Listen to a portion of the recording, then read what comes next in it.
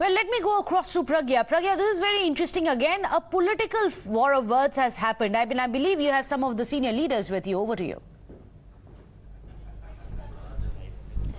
Former Minority Minister Mr. Mukhtar Abbas Naqvi is with us today to speak more on this. Now the debate on UCC is sparked, sir. Prime Minister has spoken about it, but also Mr. Asaduddin Owaisi has also spoken about it. उनका कहना है कि Indian Muslims को target किया जा रहा है और पसमंदा मुसलमानों की मस्जिदों पर जब अटैक होते हैं तो ये क्यों डिबेट नहीं छेड़ी जाती और क्या हिंदू अनडिवाइडेड फैमिली के लिए भी ये रूल लागू होगा?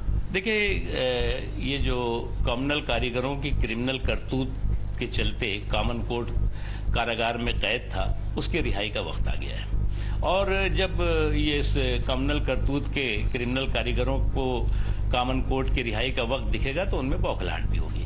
लेकिन उससे भी महत्वपूर्ण है, कौन क्या कहता है, लेकिन उससे भी महत्वपूर्ण है एक ग्रैंड ओल्ड पार्टी है कांग्रेस पार्टी। उसको देश के सामने स्पष्ट करना होगा कि वो समावेशी कानून के साथ है या सांप्रदायिक करतूत के साथ है। उसकी प्राथमिकता समावेशी कानून है या सांप्रदायिक करतूत है, क्योंकि संविधान सभा से लेकर के, सड़क से लेकर के, संसद से लेकर के सुप्रीम कोर्ट तक कॉमन सिविल कोड की मजबूती को हमेशा जो है वो इंगित करते रहे, बताते रहे कि वो जरूरी है होना।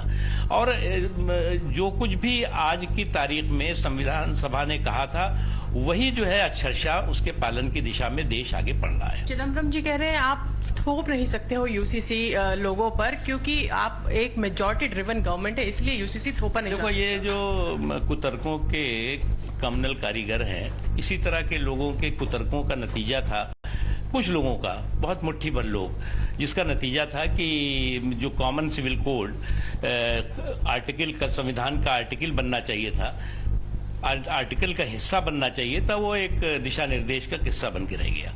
और आज की तारीख में जो लोग इस तरह के कुतर्क दे रहे हैं कि कॉमन सिविल कोड किसी धर्म के पर हस्तक्षेप है, तो क्या कॉमन सिविल कोड सिर्फ मुसलमानों के लिए है क्या? कॉमन सिविल कोड समाज के सभी वर्गों के लिए है और कॉमन सिविल कोड से ईमान भी महफूज है, इंसाफ भी महफूज है और इंसानियत भी मजबूत है और महफूज है। Sir, all India Muslim personal law board की कल रात को इमरजेंसी मीटिंग हुई ऑनलाइन, जिसमें उन्होंने कहा कि लॉ कमीशन के सामने अपने ड्राफ्ट रखेंगे। वो कहेंगे कि शरीयत के कानून हमारे लिए हमें सबसे सेफ लगते हैं और कैसे यूसीसी ना इम्प्लीमेंट किया जाए। भाई, ऐसा है कि ऐसा कैसे हो सकता है ना कि क्रिमिनल कानून तो हिंदुस्तान का चलेगा और सिविल कानून जो है वो हमारा अपना शरीयत का चलेगा। क्रिमिनल कानून संविधान का और सिविल कानून शरीयत का, ऐसे कैसे हो सकता है? देखिए, मुझे क्या लग रहा है कि इस अमृत काल में जो कॉमन सिविल कोड पर मंथन चल रहा है, उससे अमृत निकलने की सबको संभावना नहीं है, विश्वास है, और इसलिए जो है वो बौखलाहट दिखाई पड़ रही है।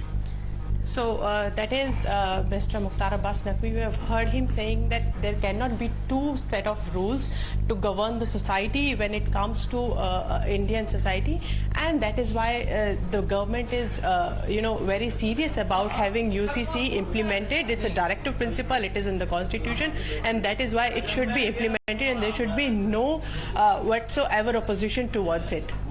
Well, Pragya, thank you for getting us that Times Now exclusive with the former minority minister.